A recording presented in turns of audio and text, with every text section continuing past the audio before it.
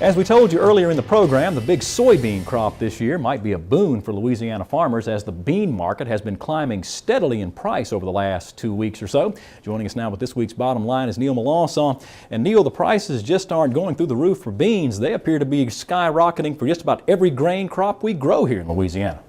They have been, Mike. They've been climbing higher almost every day, and even though we saw some decline since the USDA report, they are more than $2 higher than where we were in June, and that's because then the heat wave hadn't taken as much of a toll as we'd seen over the last month or so. Crop ratings have declined by big numbers for all grains each week, though. The heat wave that has gripped the country is partly to blame, but it's really a lack of rainfall that's hurt the crop. Some climate experts have said recently that 75% of the U.S. is abnormally dry, and more than half the country is experiencing drought. This drought is being reflected in the most recent USDA numbers, which saw an unprecedented drop in forecasted yield numbers from June to July for corn, dropping more than 20 bushels per acre.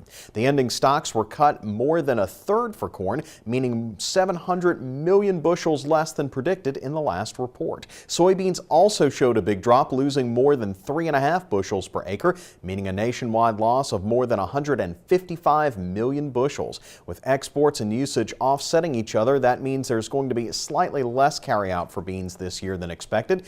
There's a couple of things, though, that are preventing the markets from soaring even higher right now, and that is a cut in the exports to other countries as well as usage here at home. The steadily climbing prices for our grains, combined with the still high fuel prices, makes it tough to compete with other markets such as South America for overseas destinations. Furthermore, our own usage here at home has declined, showing big drops for ethanol as well as livestock feed. If you remember from last year, we talked about the drop in the nation's livestock herd affecting corn usage, and it looks like that's finally come to pass. The bottom line is, for Louisiana producers, we should be sitting pretty, provided we make the crop this year. Although the drought has not been as severe as in other places, North Louisiana has missed a lot of the rain the southern half of the state has gotten, Mike. Well, Neil, I know a lot of those farmers in North Louisiana did miss some rains, but we certainly feel for our Midwest brothers. But a lot of farmers I've spoken to across South Louisiana are smiling right now as far as the price and the yields they are expecting. Neil Melancon, thanks.